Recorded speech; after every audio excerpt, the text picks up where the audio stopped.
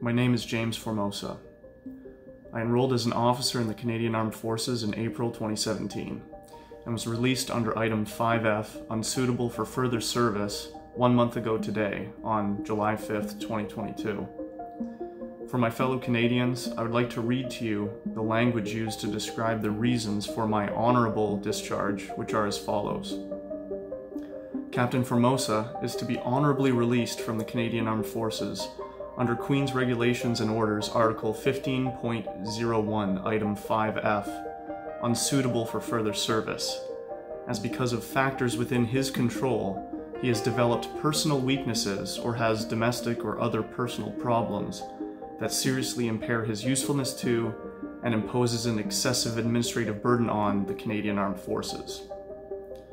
Those listening may find it strange that a junior officer could be discharged honorably for reasons that include such descriptions as personal weaknesses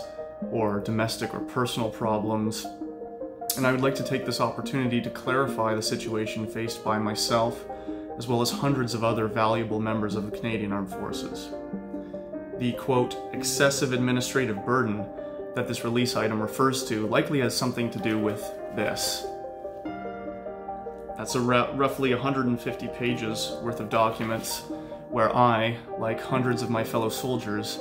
obeyed the appropriate disciplinary processes involved as we remain steadfast in refusing to comply with CDS Directive 002.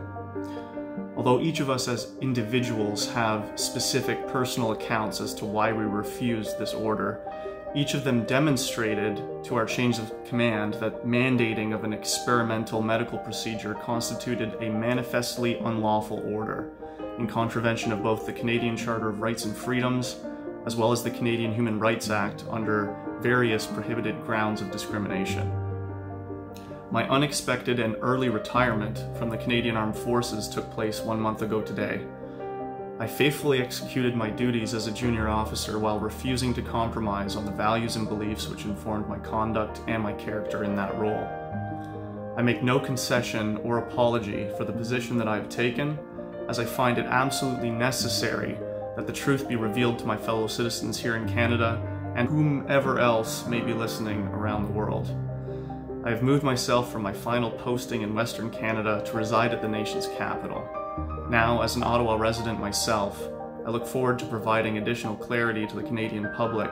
with regular appearances at Parliament Hill, the National War Memorial, and the National Defence Headquarters offices in the coming weeks and months.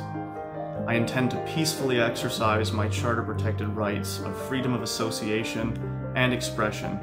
to add my voice to the examples of independent journalism which continue to grow in this nation with ever-increasing popularity as they expose the overt propagandist bias of the legacy media. To my fellow Canadians, if you or your loved ones have personally experienced segregation and discrimination at the hands of the federal government and its policies, I look forward to meeting with you in peace and mutual respect in front of the National War Memorial for the first time in Ottawa this Saturday, August 6th at noon, where I welcome you to share your voice and contribute to this project of independent journalism, which I am undertaking. Please follow the links in the description if you'd like to support the ongoing cause of journalistic freedom through my Patreon, as well as staying tuned for broadcasts on other platforms such as Rumble whenever alternatives may be required by this platform's more censorious policies. I thank you all for your attention and for the support that has been given by so many of you to the ongoing cause of individual liberty and personal freedom in Canada. Until the day that all of these wrongs be made right once again, may God keep our land glorious and free.